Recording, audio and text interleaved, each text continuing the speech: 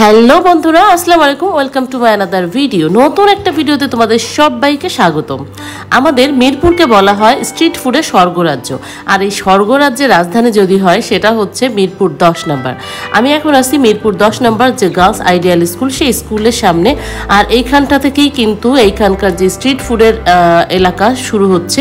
প্রচুর পরিমাণে স্ট্রিট ফুডের দোকান এখানে ইন্ডিয়ান হোক, পানিপুরি হোক বা দেশীয় খাবার হোক, সব ধরনের খাবারের কিন্তু স্টল এই রাস্তাটাতে রয়েছে। তুমি ঘুরতে ঘুরতে কিন্তু শেষ হবে না, এত খাবারের দোকান এখানে রয়েছে। তো আজকে আমরা চিন্তা করলাম যে আজকে আমরা এখানকার স্ট্রিট ফুডগুলো ট্রাই করব।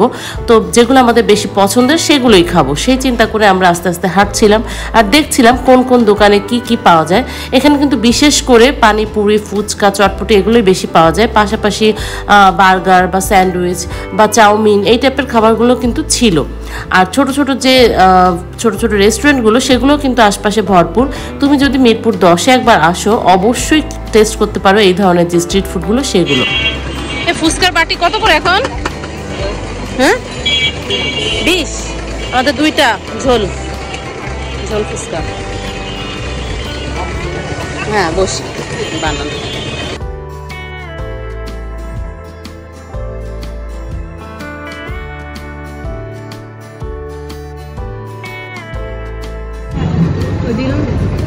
আমাদেরটা কি হয়েছে? হ্যাঁ হালকা ঝাল, একটা হালকা আর একটু বেশি, একটা কম একটা বেশি। লালে কম থাক, তাহলে পিচ্চি খাবে নাকি নীলে কম? পিচ্চি আবার তো ফুচকার ঝাল খায়, ভাতের ঝাল খায় না। না ও আবার ফুচকার ঝাল খেতেও কাল খায়। নাও আচ্ছা, এটা ঝাল কম নাও। আসো আসো। হ্যাঁ এরে মরিচ অত ঝাল, কাঁচা মরিচ দিছে তা না ঝাল না? এই তোমার ঝাল লাগে না? তোমাদের তো প্রিয় আইডিয়াল স্কুলের সামনের ফুচকা, ঝোল ফুচকা। একটু লবণ নিয়ে আসো। লবণ তা না লাগবে? লবণ লাগবে না? খাও, তোমার না লাগলে খাও।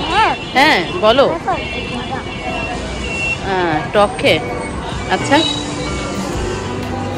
আর ফুচকা খেয়ে বলো ঝাল কিরকম? হ্যাঁ বলেই গেল।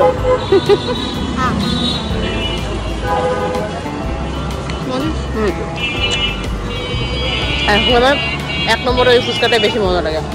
বোম বাসছে। কয়টা নিয়ে? 9, 10, 11। খাও খাও, গলে যাচ্ছে তো ফুচকা, গলে যাচ্ছে, তাড়াতাড়ি খাও। মানে পানিতে নরম হয়ে যাচ্ছে না, মজা পাবে না তারপরে।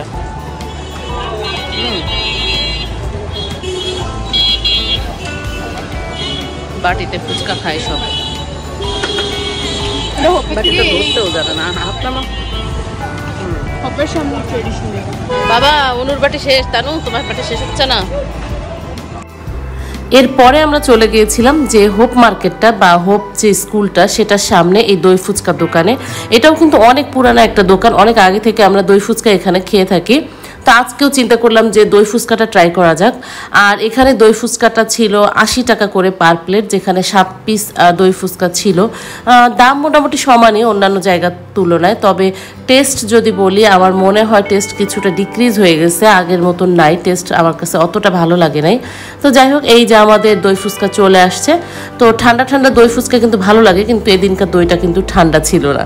তো যাই হোক, তবুও আমরা টেস্ট করছিলাম আর কি।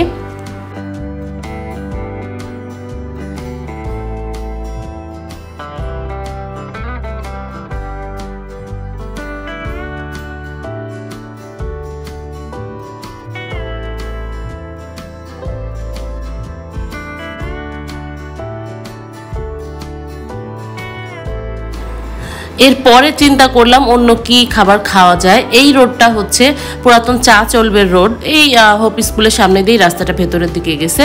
তো এই রোডেও কিন্তু প্রচুর পরিমাণে পিৎজা, তারপরে হচ্ছে ফ্রেঞ্চ ফ্রাই বা এই টাইপের যে একটু আধুনিক স্ট্রিট ফুড সেগুলোর দোকান ছিল। তো বিভিন্ন ধরনের জুসের দোকান বা ড্রিঙ্কসের দোকানও ছিল। তো আমরা চিন্তা করলাম এখান থেকে পিৎজা খাওয়া যাক। এখানকার এই হট চিলি যে দোকানটা, রেস্টুরেন্টটা, এটা পিৎজাটা অনেক মজা, এর আগেও আমরা খেয়েছি, অনেক মজা লাগে। তো আমরা এখানকার যে চিজ ব্লাস্ট পিৎজা সেটা অর্ডার দিয়ে দিলাম, আর সেটার দাম ছিল 290 টাকা। এটা 8 ইঞ্চির একটা পিৎজা ছিল।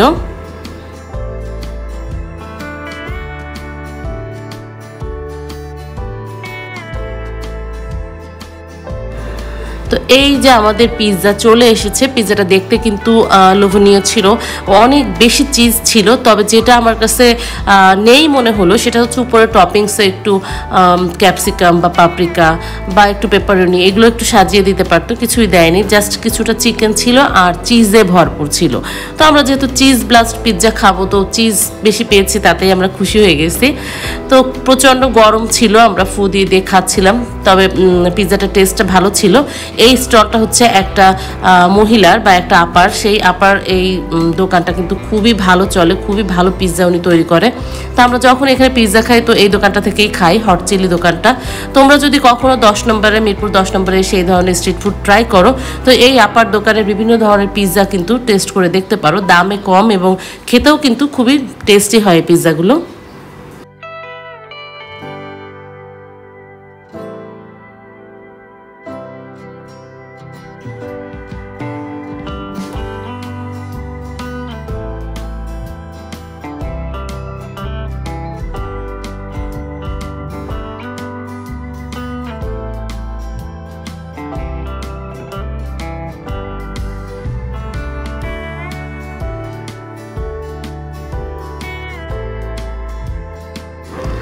পিৎজাটার যে ক্রাস্টটা সেটা কিন্তু বেসটা কিন্তু একটু থিক টাইপের ছিল, একটু মোটা ছিল, আর একটু পাতলা হলে ভালো লাগতো।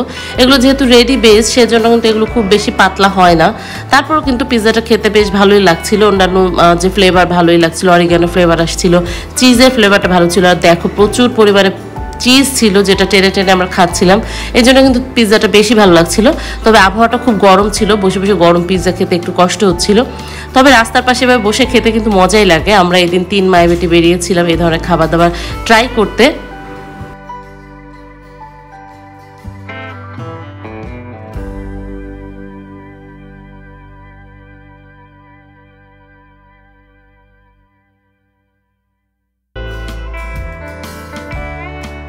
তো এরপরে খাওয়া দাওয়া শেষ করে ওরা 2 বোন ড্রিঙ্কস নিয়ে নিল, আর আমি তো সবসময় আমার প্রিয় হচ্ছে চা।